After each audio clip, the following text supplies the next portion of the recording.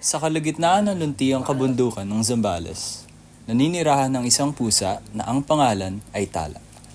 Mahal na mahal niya ang gubat. Ito ang kanyang tahanan, kanyang palaruan, at kanyang mundo.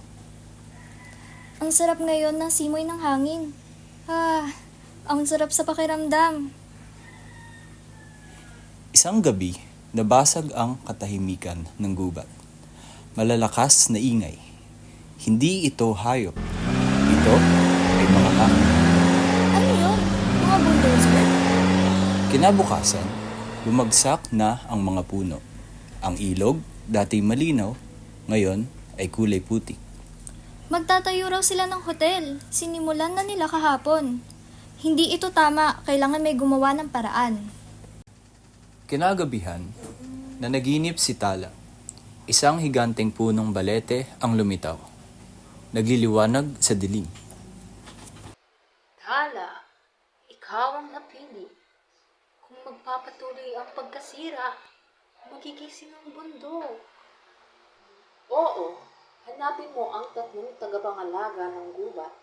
Sila lamang ang makakatulong. Kinaumagahan, naghanda si Tala. Tahimik siyang pumasok sa gubat. Umiiwas sa mga gwardya at makina. Una niyang natagpuan si Bonbon, isang matalinong kuneho, nakatali sa isang lambat. Tulungan mo ako! Malapit na sila sa puso ng gubat. Sandali lang, Bonbon. Palalayain kita. Matapos siyang pakawalan, nagmadali silang tumakbo. May oras pa silang iligtas ang natitira. Narating nila ang isang bangin. Nakita nila si Agi. Isang agilang may sugatang pakpak. Hindi ako makalipad. Hindi ko sila maabutan. Huwag kang mag-alala. Gagawa ako ng paraan. Gumamit si Tala ng kawayan at baging. Ginawa niya itong saklay ng pakpak. Si Agi ay dahan-dahang lumipad. Sumisigaw upang bigyang babala ang lahat ng hayop. Sa dulo ng daan, nakita nila si Bogs, isang matandang baboy ramo. Nakatayo siya sa harap ng isang bulldozer, mag-isa.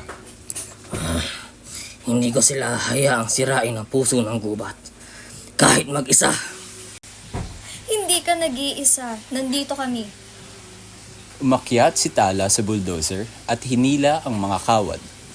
Kumidlat ang makina at huminto. Tumakbo na kayo! Ligtas na!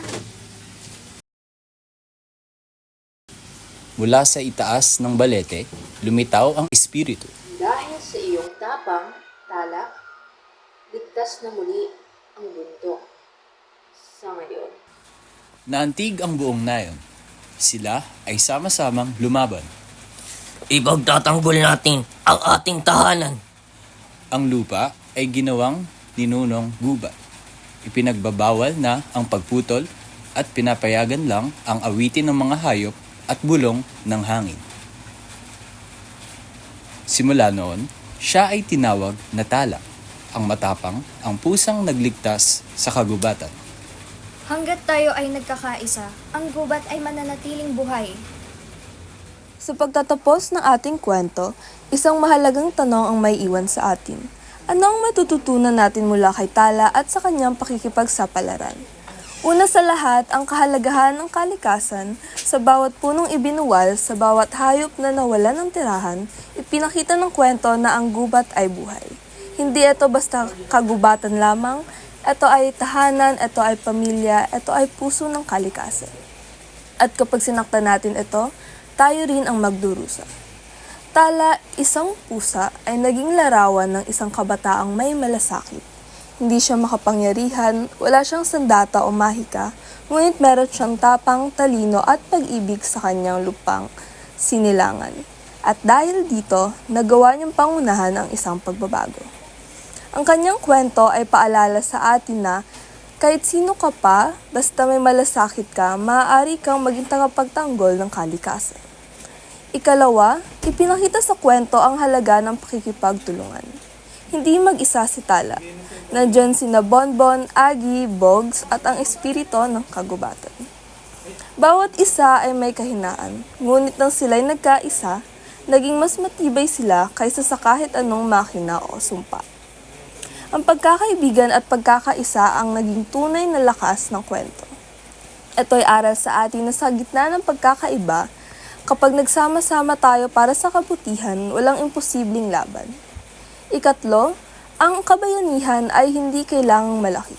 Hindi kailangang may titulo o mataas na katungkulan. Si Tala ay isang bata, ngunit ang kanyang boses ang naging sigaw ng buong gubat. Kaya't sa bawat batang nanonood o nakikinig, ang kwento ni Tala ay paanyaya sa inyo na kaya niyong maging bayani ng ating panahon.